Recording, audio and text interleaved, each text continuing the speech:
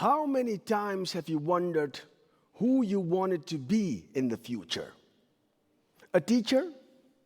A nurse? A pilot? Did you dare to dream? To think about what could be?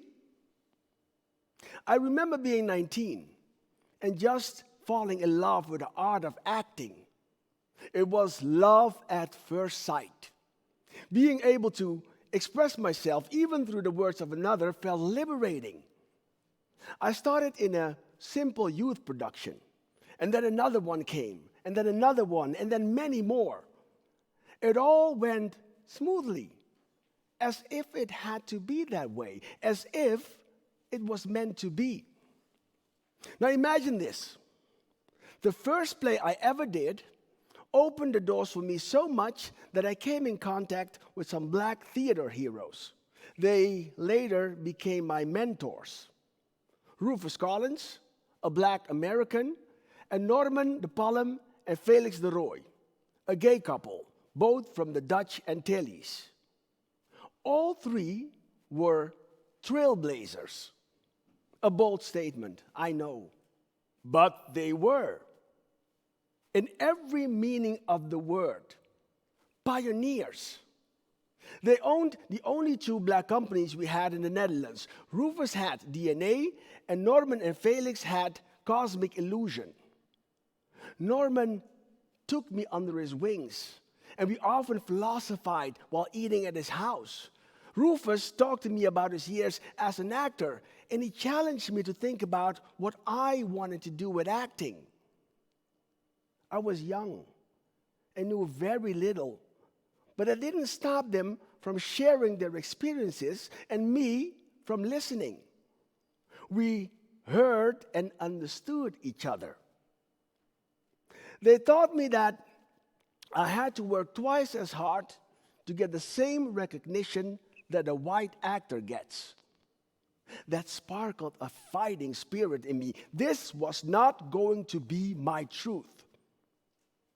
So they trained me. They gave me books to read, took me to plays, allowed me to attend readings and see them at work with other actors. And through all of this, I realized one thing. I wanted to be good. I wanted to be good at what I wanted to do so that no one in the future could influence the choices that I wanted to make. That's why I went to the drama school in Utrecht. At the drama school, they really had to get used to me. I was like a machine. I kept on going and going and going. I was at school during the day, and in the evening, I played in some small productions made by Cosmic Illusion. But why? Why did I do all of this?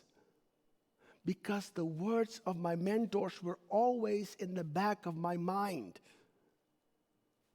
It was during this time that I noticed something else, something peculiar.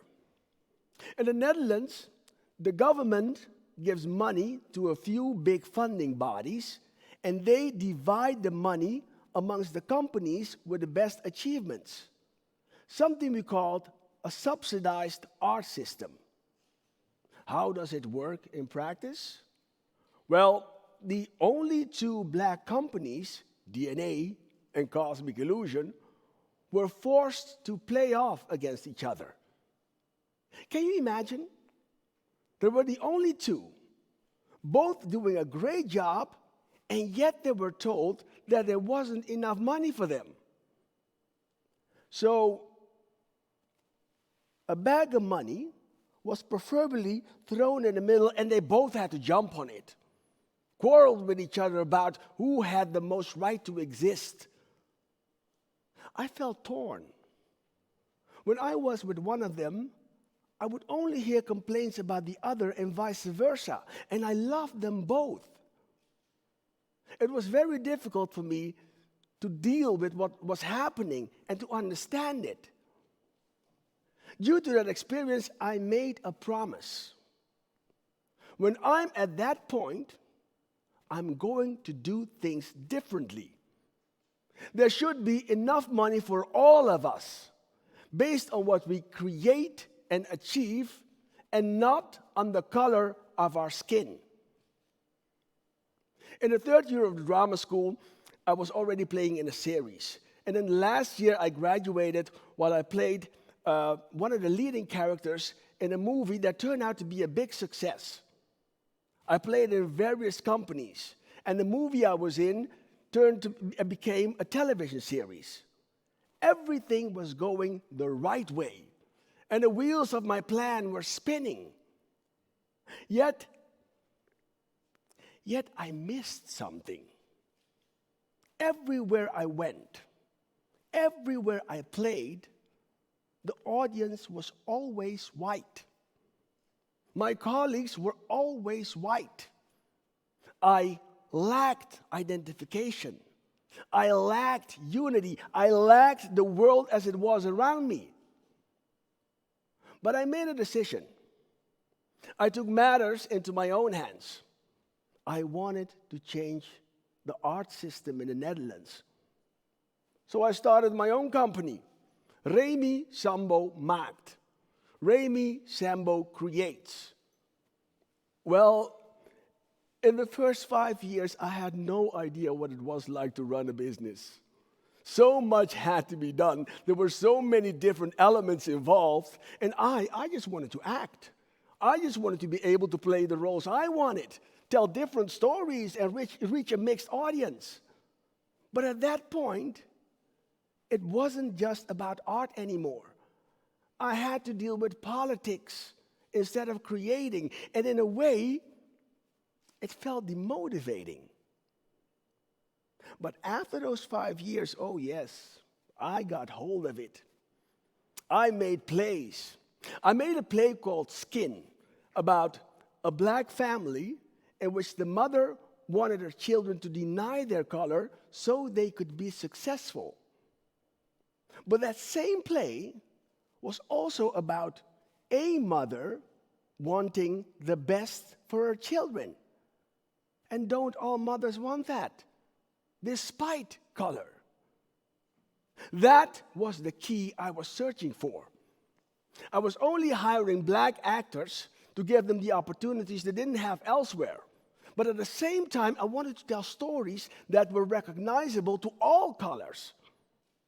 In my newfound mission, I used color to surpass color. If you ever watched a well-told story played tremendously, then you saw straight through color, and that's exactly what I did. I chose great black actors, different stories, and went straight for the heart of the audience. But the emancipation of black actors did not go fast enough for me. My company was one of the few hiring them. When I started at 19, my mentors told me that everything was going to change in about 10 years. But at that point, almost 20 years have passed. And I still wanted to do things differently. So I became a diversity ambassador. I organized meetings in small venues and invited directors, producers, casting directors. They all showed up. Everyone cooperated, but afterwards they didn't take much action. That's why I still wanted to do things differently. I set up a diversity committee at ACT. That's the Actors Interest Association in the Netherlands. I did that to move strongly forward and have a good backup. And from that point on, I went into the field. I found out that change was made by working from top to bottom. So now my diversity committee was talking to CEOs, broadcasters, and we were teaching them all one simple thing: how to see. What do you see? What do you see when you're watching a movie, or having a stroll in nature, or walking around in a city like Amsterdam, or maybe even here? I'm wearing gray and black. What color are you wearing?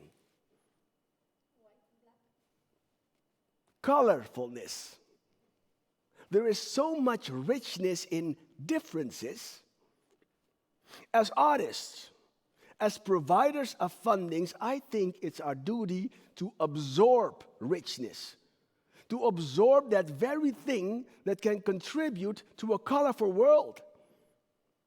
And this way of visualizing got a lot of people, companies, art academies to see the need to color according to the reality, according to the society.